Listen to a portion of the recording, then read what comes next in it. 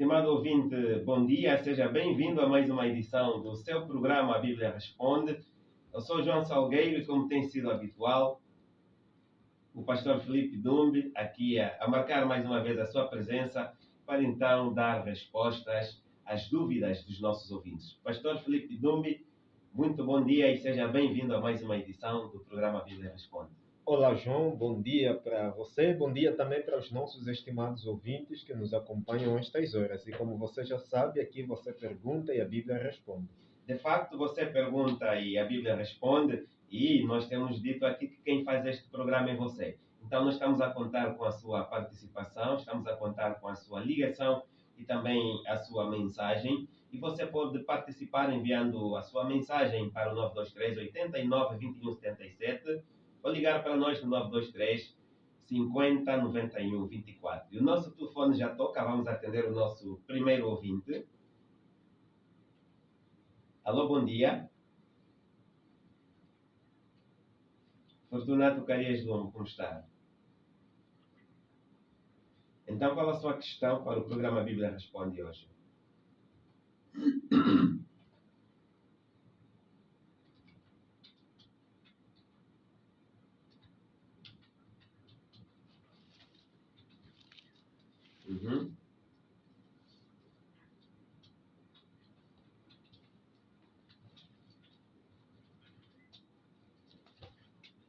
Mateus 28, versículo 19, certo?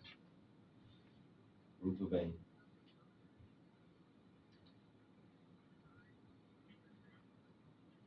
Uhum.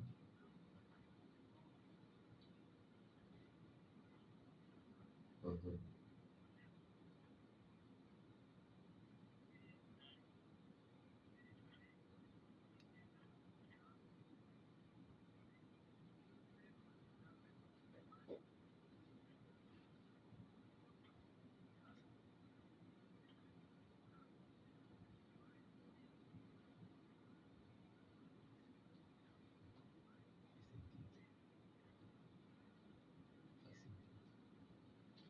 Muito bem, muito bem.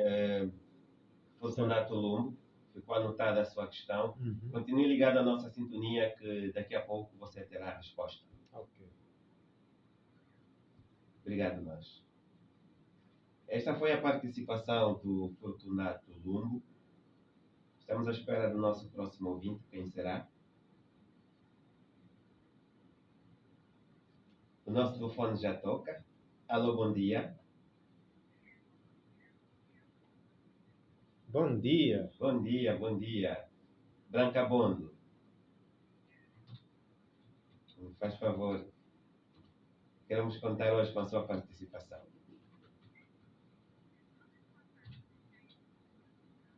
Uhum. Pois, não foi respondida. Exato. Da visão do carneiro e do bode. Ok. São essas que nós temos aqui. Serão as primeiras que nós vamos hoje dar resposta. Temos esta, ok, sim, tem razão, de Daniel 8 e exatamente também de Eclesiastes 7, versículo 26. Estas questões que ficaram pendentes na semana passada, nós hoje terão a primazia de serem as primeiras a serem respondidas. Muito obrigado pela sua reclamação.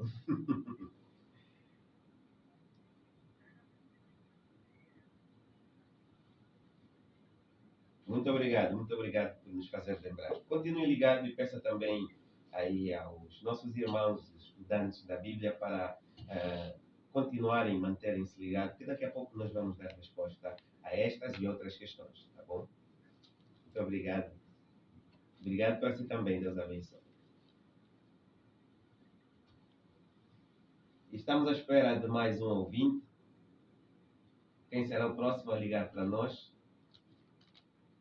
É bom, pastor, quando nós recebemos este feedback positivo, certo, e principalmente quando se tratam de reclamações, não é? É verdade. Significa que o pessoal está atento. E está a cobrar. E é bom quando nos cobram. Temos ouvinte em linha. Alô, bom dia. Bom dia, bom dia. Com quem temos o prazer de falar? Moisés. Moisés, né? Seja bem-vindo ao programa Bíblia Responde. E qual a sua pergunta para hoje?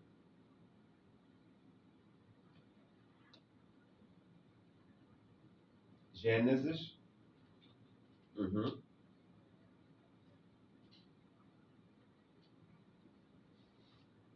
Gênesis 1, certo? Uhum. Não tinha sido ainda criado.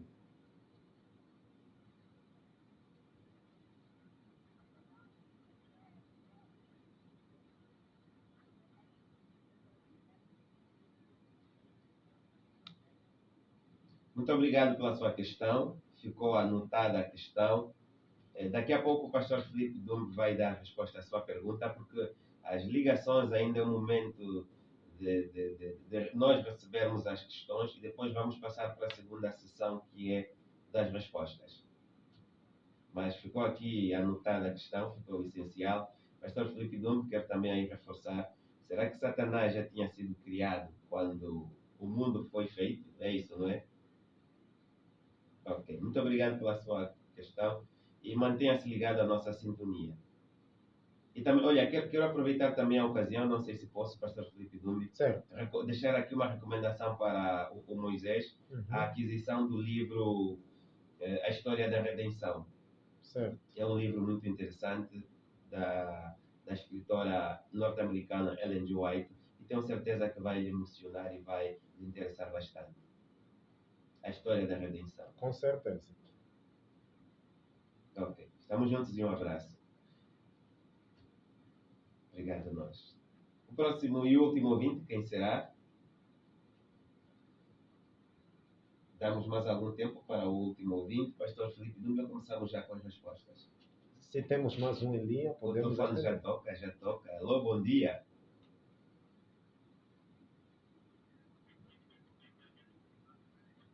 Fortunato Carias Lombo.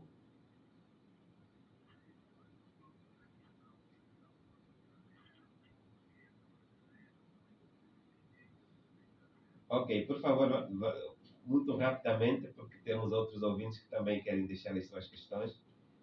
E qual a questão desta vez?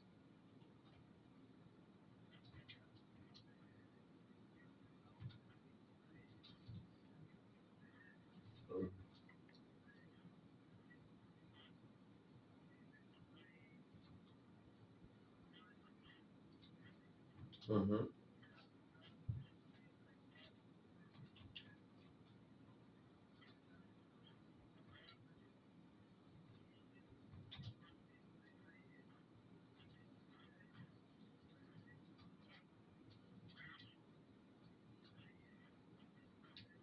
Uhum. Uhum. Uhum.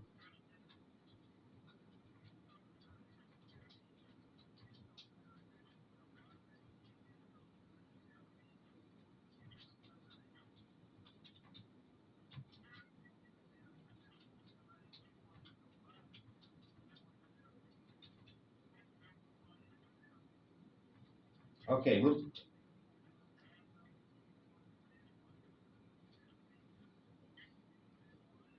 Olha, ficou essencial da sua questão, ficou essencial. Daqui a pouco o pastor Felipe Dumbe vai responder a sua questão. Já também anexamos as outras, tá bom? João, faz só lembrar o texto de Salmos que é? Salmos 34, versículo 7. Okay. Isaías 6, versículo 2. E Gênesis 3, versículo 24. Certo. Exatamente. Muito obrigado, Fortunato Carias Lombo. É o Fortunato, nosso primeiro ouvinte, e também, curiosamente, a fechar esta sessão de perguntas. Vamos agora sim passar para as questões que nós já deixamos pendente na semana passada, mas, pastor, por conta, infelizmente, já não vamos mesmo a tempo de atender mais ouvintes. Exato. Vamos então, pastor Felipe Dumbi, responder à questão que foi colocada. Apocalipse 5, versículo 1. Como a Bíblia, como explicar o Apocalipse 5, versículo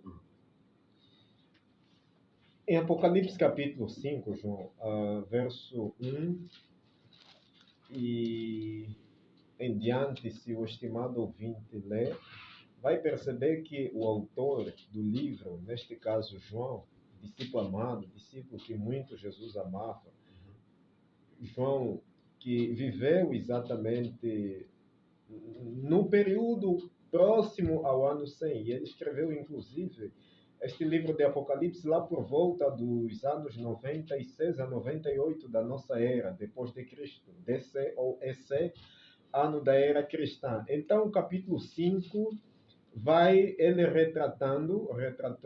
João retratou sobre a visão do livro selado com 7 selos e, inclusive, a do Cordeiro. Ou seja, aqui nós temos uma compreensão voltada à intronização de Cristo no santuário celestial. E veja que o verso 1 vai dizendo: vi na mão direita daquele que estava sentado no trono um livro escrito por dentro e por fora, de todo selado com 7 selos. Nós, na verdade, temos aqui uma declaração feita por João. E ele vai falando daquele que está sentado no trono. Claro que se nós fazermos um paralelismo com Apocalipse capítulo 22, no verso 1 até pelo menos ao verso 5, nós vamos perceber aí o autor também descrevendo tronos. Vai falando do trono do Cordeiro, que é uma referência à pessoa de Cristo Jesus, isso com base a João capítulo 1, verso 29, e claro que também lá fala do trono de Deus. No entanto, aqui temos o termo Cordeiro, que eu já falei que é uma referência à pessoa de Cristo Jesus. Agora, aqui o livro que exatamente João vê na visão, porque isso é uma visão, este livro, João, ela é um livro, primeiro, que está selado. E aqui o autor descreve de que é um livro escrito por dentro e por fora, de todo selado com 7 selos. Há uma discussão no campo teológico de que esse livro não compreende-se como estando escrito por fora, mas escrito por dentro e por fora é que obviamente estava selado, não que por fora estava escrito, porque senão poderia ser lido poderia ser lido de qualquer forma por qualquer pessoa. No entanto, é um livro selado, e como está selado, então somente escrito por dentro e não por fora. Agora, a outra questão é o que este livro contém. Esse livro selado é um livro que contém a história das providências de Deus. E, inclusive, é um livro que contém a história profética das nações, inclusive da igreja. E é interessante que nesse livro aqui estavam contidas as declarações divinas da pessoa de Deus para exatamente a história das nações, a história da igreja. Então, esta é a interpretação relativamente ao capítulo 5, verso 1. Muito bem, pastor. A nossa próxima questão ainda está relacionada com as questões que nós recebemos na semana passada. Deixa-me aqui ver. É a questão que foi reclamada pela Branca Bundo. Qual é o significado do cordeiro e do bode da visão de Daniel 8? Ok. Eu recomendo que a irmã Branca leia todo o capítulo, se ainda não leu. Leia, por favor, todo o capítulo 8 de Daniel. E quando você ler todo o capítulo 8, você vai ter uma compreensão mais alargada a respeito da compreensão de alguns elementos contidos dentro do próprio capítulo.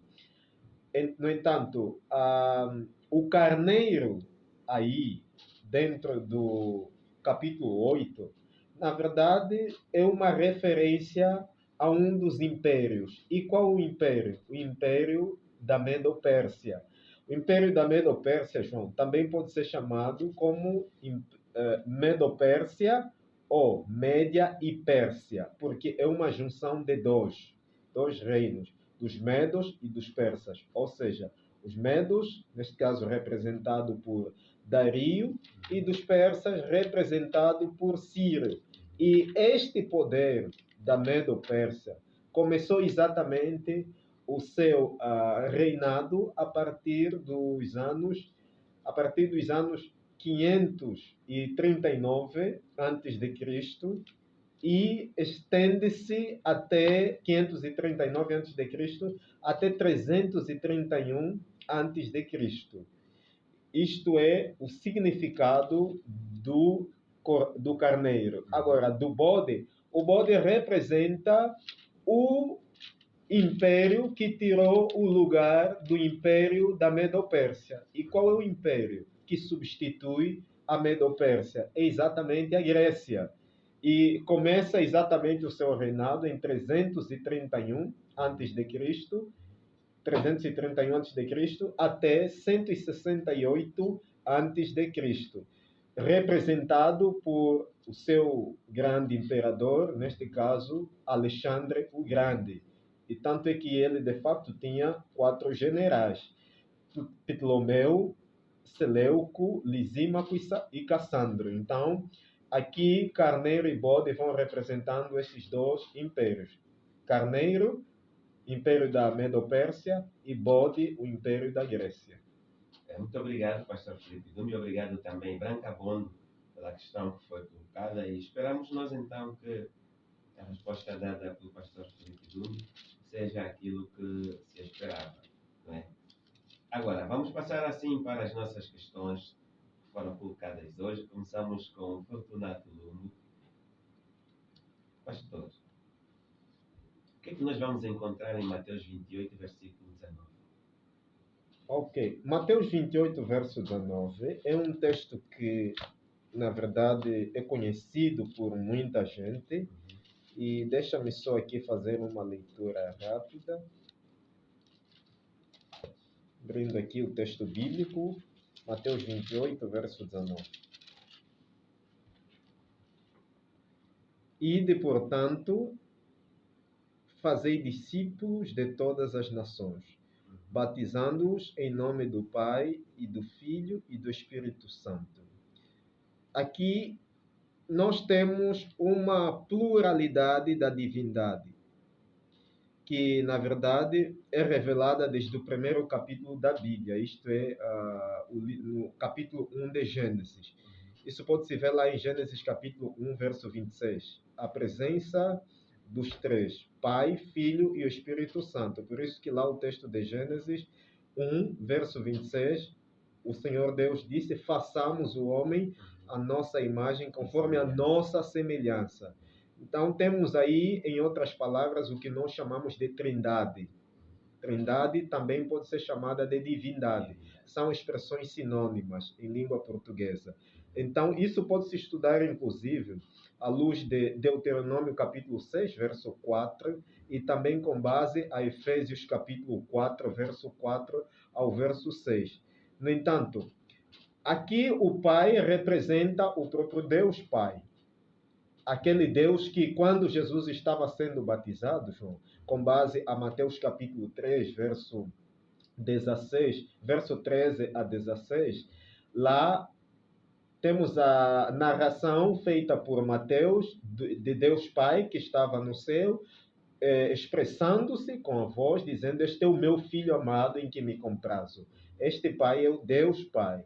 Agora, aqui temos Filho. Quem é o Filho? É exatamente a pessoa de Cristo Jesus. E tanto é que isso pode-se ver, ou pode-se ter uma noção ainda mais clara, através do texto de João, capítulo 3, verso 16.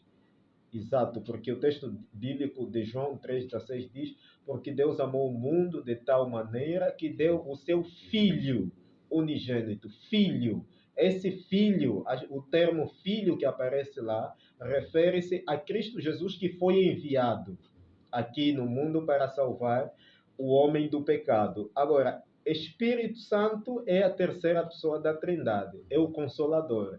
E é ele que Jesus disse, com base a João capítulo 16, verso 8 até o verso 16, de que é o Consolador que ele enviaria para estar conosco. Esse Então, que faz todo o nosso trabalho. é esse que faz todo, é esse que habita também em nós, conforme Paulo falou em 1 Coríntios capítulo 3, versos 16 e 17, e lá também no capítulo 6 de 1 Coríntios, versos 19 a 20. Então, são os três elementos da Trindade aqui verificados. O Espírito Santo é aquela voz, né, para lembrar aí os nossos ouvintes, Uhum. é aquela voz que silenciosamente fala ao nosso coração. É mesmo. Quando algo vai errar, quando fazemos algo de errado, Uhum. é aquela voz que nos repreende, É aquela isso voz mesmo.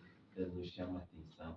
E também consolador, não é? Assim Certo. como É o Consolador. é também o nosso Consolador. Uhum. E, portanto, tendo bom ânimo, assim como Jesus venceu o mundo, nós também sairemos vitoriosos, porque conosco está aqui a representação divina, representada na pessoa do Espírito Santo. Exato. Vamos João, continuar. desculpa, isso significa que batizar em nome do Pai, do Filho e do Espírito Santo significa batizar em nome dos três. Em nome dos três. Exato.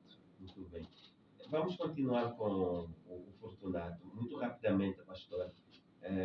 Ele colocou uma outra questão que tem que ver com os anjos. Ele pergunta quem são os serafins, querubins e os anjos da guarda. Qual o papel, na verdade, de cada um desses anjos? Exato. E acho que ele perguntou se Satanás é de que ordem ou classe de anjos, não é? Nesse caso já não é mais. Era, né? É, certo. Vamos aqui.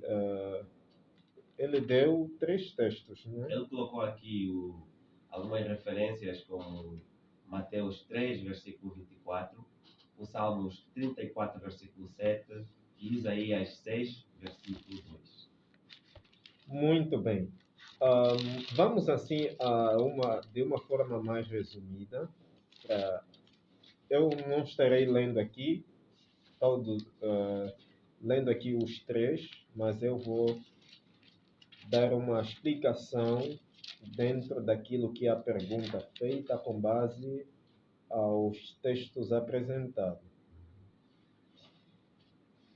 Na Bíblia, a Bíblia fala dos querubins, fala dos serafins e claro que eles desempenham um papel muito importante, um papel muito essencial. E quando falamos dos querubins, João, sem dúvidas há uma explicação que se dá de que os querubins são anjos constituídos por 4 asas. Serafins são anjos que, obviamente, constituem ou têm 6 asas, serafins.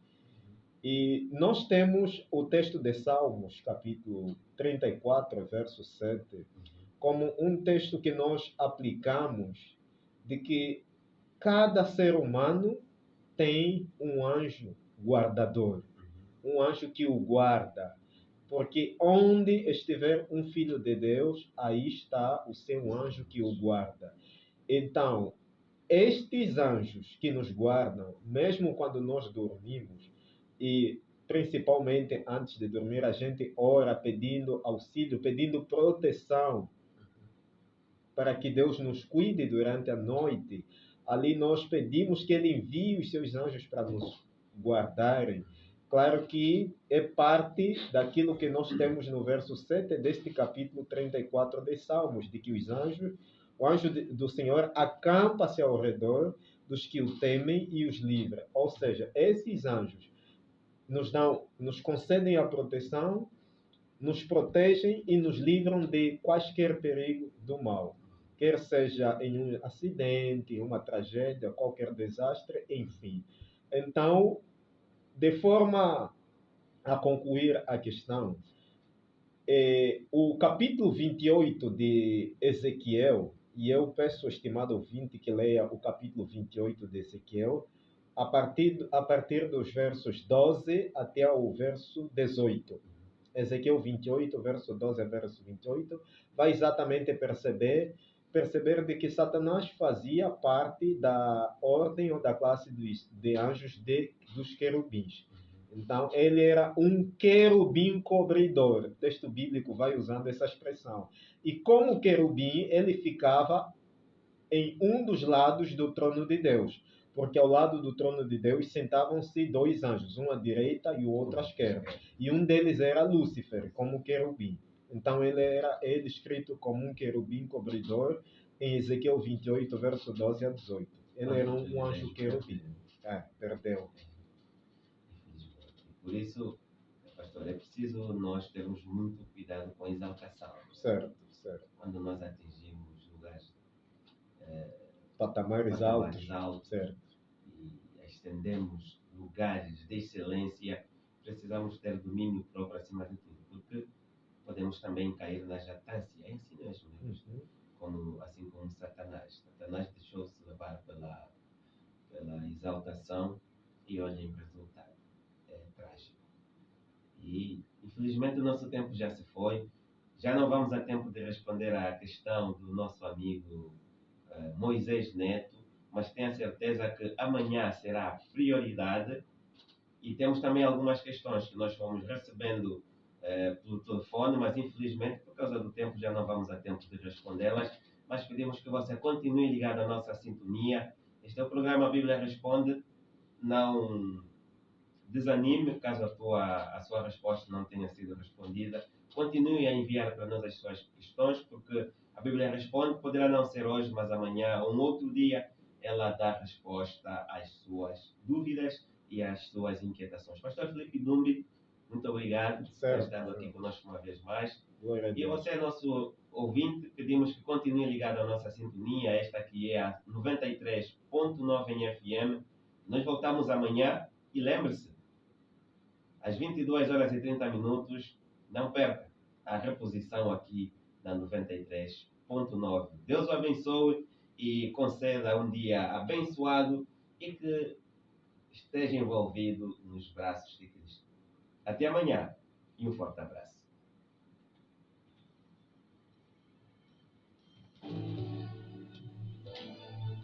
A Bíblia Sagrada é um caixinho de surpresas.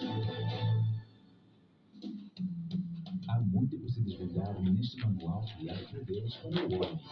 Respondemos muitas questões. Mas ainda fica era.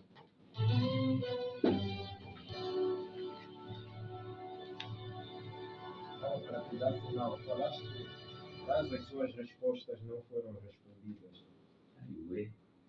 Para te dar sinal.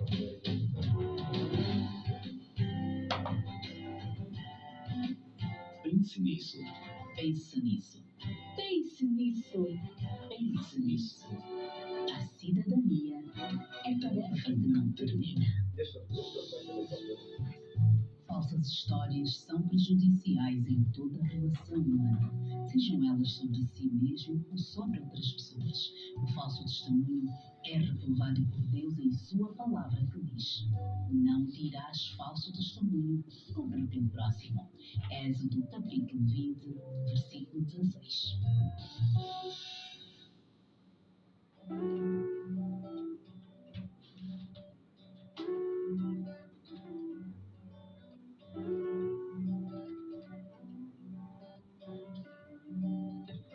Povo se pergunta toda hora. Já faz muito tempo, será que Cristo volta? A dor que nunca cessa, o amor virou pobreza, a morte e a miséria e uma grande eminência. Será?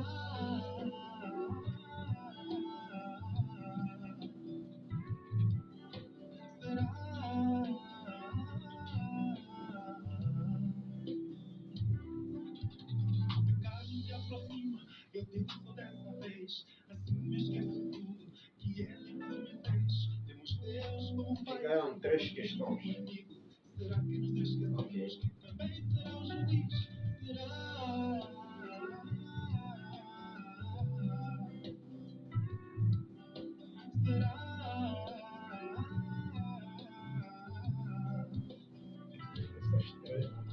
Essa não é a hora de nos cruzar os braços e ver